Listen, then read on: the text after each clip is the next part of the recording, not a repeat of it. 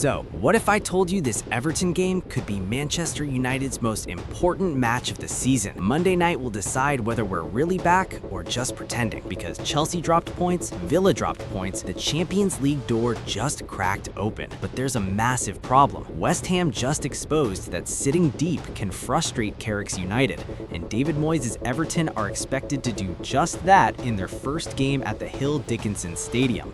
What I'm about to show you is exactly why this is a must-win for United, and what Carrick must do to beat Everton and prove he's the real deal at United.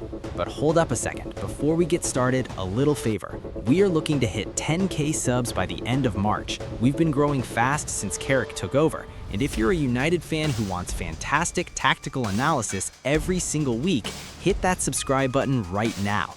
Done? Perfect. Now let's begin. First, let's look at the table, because Saturday just did us a massive favor. At Stamford Bridge, 10-man Chelsea bottled it. They were leading until the 93rd minute when Zian Fleming snatched a 1-1 draw for Burnley. Then at Villa Park, Unai Emery's side needed an 88th minute equalizer from Tammy Abraham just to scrap a 1-1 draw with Leeds. As it stands, Chelsea and United are now tied on 45 points apiece. Chelsea technically holds fourth on goal difference, but they've played a game more. The equation for Monday night is simple. Win, and Michael Carrick officially puts Manchester United into the Champions League spots. In a season where Arsenal and City are off in their own world fighting for the title, third and fourth has become an absolute dogfight. For the INEOS project, finishing fifth isn't just a disappointment, it's a financial and structural disaster they cannot afford. But this isn't just about the table, it's about Carrick's future at Manchester United. We've all heard the rumors. Sir Jim Ratcliffe and the INEOS team have set a higher threshold for Michael Carrick to even be considered for the permanent job.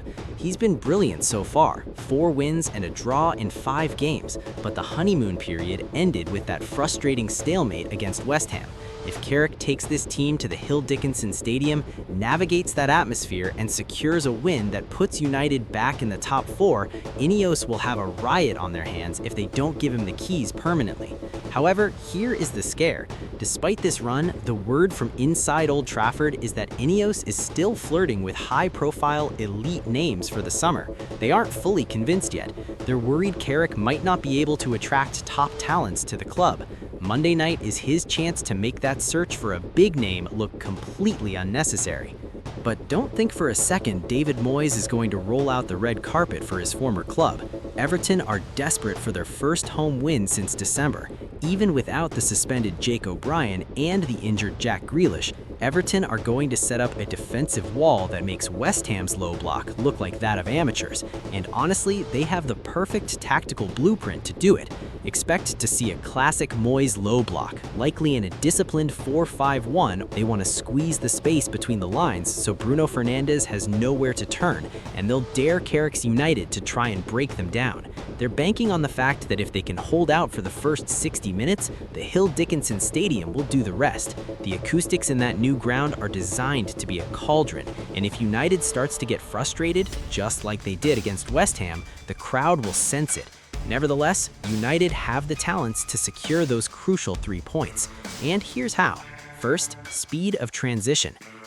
Against West Ham, we were painfully slow, allowing the Hammers' block to reset every single time we regained the ball.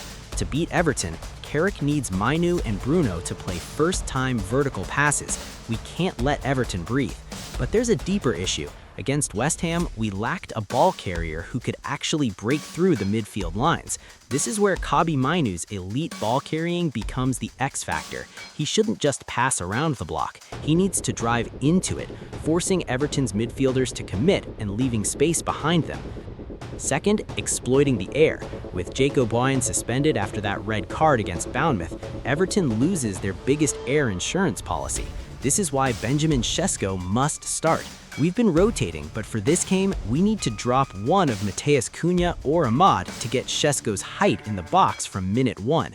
We need to stop trying to walk it in and start testing Everton's makeshift center-back partnership with early whipped crosses. If Šeško is pinned against a backup defender, there's only one winner.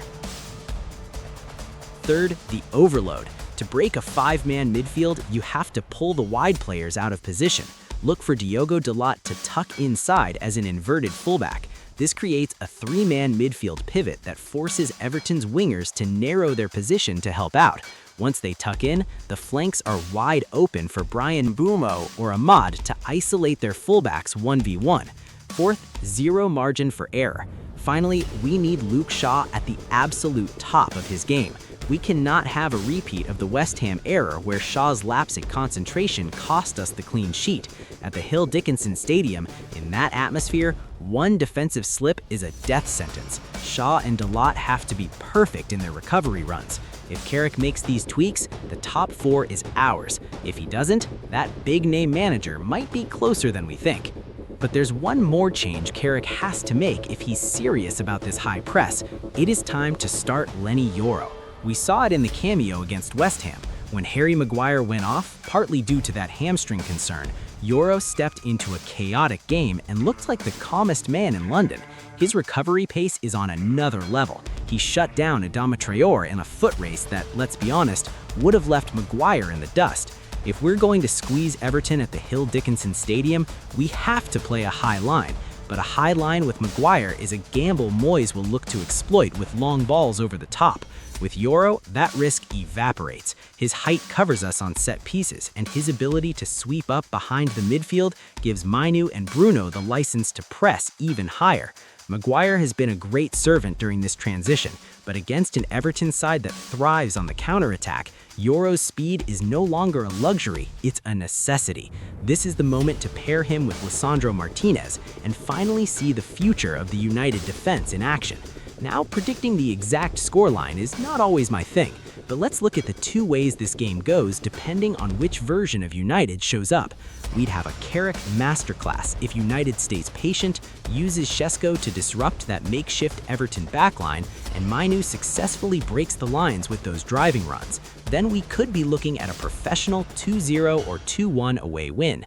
In this scenario, United capitalizes on Everton's lack of balance at the back and simply out-qualities them over 90 minutes. It's the kind of performance that makes the INEOS board start drafting that permanent contract. However, if United gets frustrated by the 30th minute, starts forcing long balls, and Luke Shaw or Yoro loses concentration for just 1 second, Moyes will punish us. Everton doesn't need 10 chances, they just need one set piece or one counterattack. If we see a repeat of the West Ham game where we dominate possession but do nothing with it, don't be surprised if this ends in a tense 1-1 or even a 1-0 smash and grab for Everton. But I want to hear from you as well. Drop your score predictions and your verdict on Carrick in the comments below. I'll be jumping in there to chat with you guys throughout the game. Don't forget to smash that like button if you're backing the Reds tonight, and subscribe so you don't miss our deep dive reaction as soon as the final whistle blows. I'll see you in the next one.